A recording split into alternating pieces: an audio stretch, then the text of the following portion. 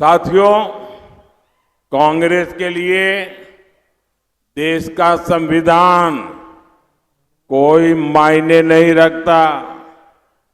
बाबा साहब आम्बेडकर ने खुद कहा था कि भारत में रिलीजन के आधार पर रिजर्वेशन नहीं मिलना चाहिए।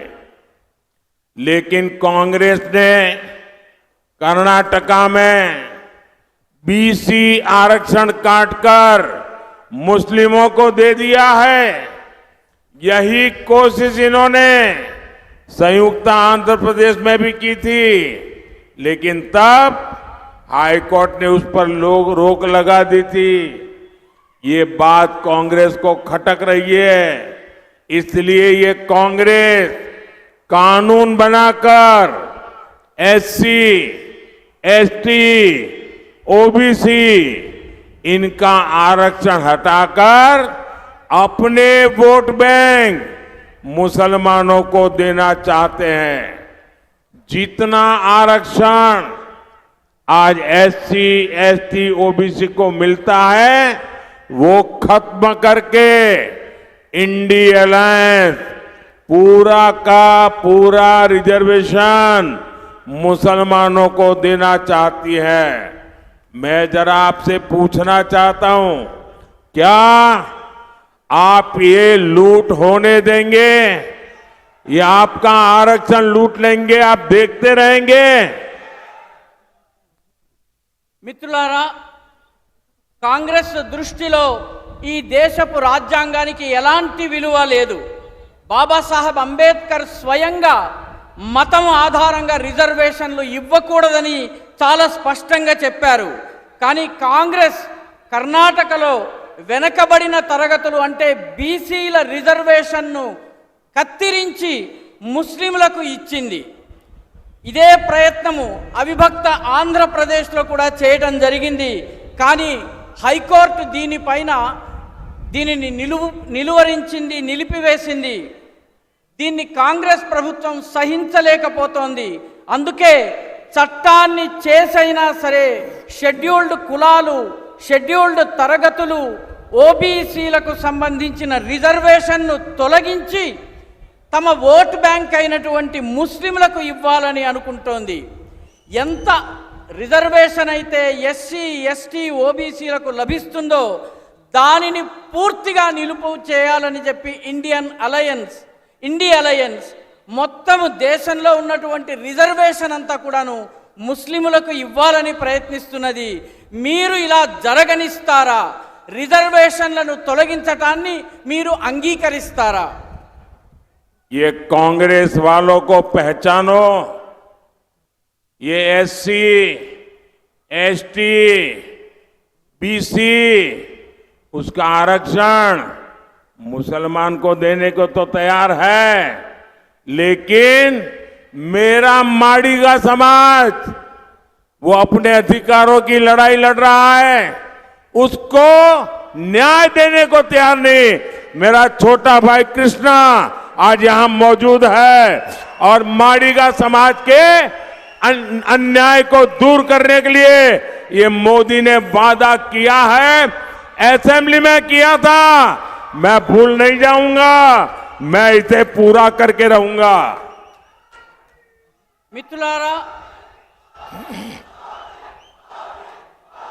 మిత్రులారా, కాంగ్రెస్ పార్టీని ఒకసారి గమనించి చూడండి. ఎస్సీలు, ఎస్టీలు, ఓబీసీలకు చెందినటువంటి రిజర్వేషన్లు ముస్లింలకు ఇవ్వడానికైతే ముందుకొస్తోంది, కానీ నా మాదిగ సోదరులకు రిజర్వేషన్ ఇచ్చేటటువంటి విషయంలో మాత్రం వెనకడుగు వేస్తోంది. ఇక్కడ నా చిన్న తమ్ముడైనటువంటి కృష్ణ మాదిగ గారు ఉన్నారు. వారు మాదిగల కోసం పోరాడుతున్నారు. ఇప్పటి వరకు న్యాయం జరగలేదు. నేను వారికి న్యాయం చేస్తానని వాగ్దానం చేశాను. ఆ వాగ్దానాన్ని ఇప్పటి వరకు మరిచిపోలేదు, అమలు చేసి చూపిస్తాను. साथियों, कांग्रेस को एससी, एसटी, बीसी समाज के जो होनहार युवा हैं वो अपनी मेहनत करके जो प्रगति कर रहे हैं ना, ये कांग्रेस वाले उससे डरने लगे हैं। केंद्र सरकार ने तेलंगाना में सम्मक्का सरक्का ट्राइबल यूनिवर्सिटी बनाने का भारत सरकार का फैसला, लेकिन यहां की कांग्रेस सरकार इसको रोकने के लिए लगातार रोड़े अटका रही है। कांग्रेस सोचती है एससी एसटी युवा आगे बढ़ जाएंगे तो शाही खानदान के बेटे बेटियों की कुर्सी कैसे मिलेगी।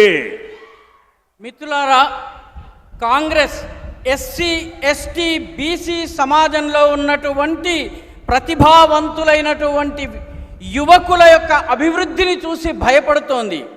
కేంద్ర ప్రభుత్వం తెలంగాణలో సమ్మక్క సారక్క ట్రైబల్ యూనివర్సిటీని నిర్మాణం చేయాలని సంకల్పించింది. కానీ కాంగ్రెస్ ప్రభుత్వం దానికి ఇబ్బందులు తెచ్చి దానిని ఆపివేయాలని ప్రయత్నిస్తోంది. నిరంతరం ఇబ్బందుల్ని ఇక్కట్లను పెంచుతోంది.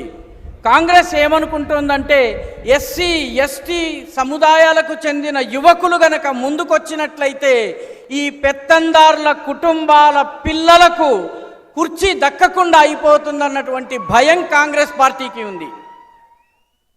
साथियों, बीआरएस की सच्चाई भी एसटी एससी बीसी समाज को धोखा देने की और अपीजमेंट की है। बीआरएस ने 2014 में आपसे वादा किया था कि वो सरकार में आई तो दलित सीएम बनाएंगी, और सीएम कौन बना था? बीआरएस ने यहां दलित बंधु स्कीम के नाम पर भी आपका भरोसा तोड़ा, और यही बीआरएस है जिसने अपनी अपीजमेंट पॉलिटिक्स को आगे बढ़ाते हुए मुस्लिम आईटी पार्क बनाने की बात कही थी। మిత్రులారా, బీఆర్ఎస్ యొక్క వాస్తవాన్ని కూడా తెలుసుకుందాం. ఎస్సీలు, షెడ్యూల్డ్ కులాలు, షెడ్యూల్డ్ తరగతులు, ఎస్టీలు, అదేవిధంగా బీసీ సమాజానికి మోసం చేయడము, బుజ్జగింపు రాజకీయాలే బీఆర్ఎస్ యొక్క రాజకీయాలు. 2014లో అధికారంలోకి వస్తే ఒక దళితుణ్ణి ముఖ్యమంత్రిగా చేస్తామని వాగ్దానం చేశారు. కానీ ఈ ముఖ్యమంత్రి ఎవరయ్యారు? బీఆర్ఎస్ దళిత బంధు స్కీమ్ పేరిట కూడా మిమ్మల్ని, మీ నమ్మకాన్ని వమ్ము చేసింది.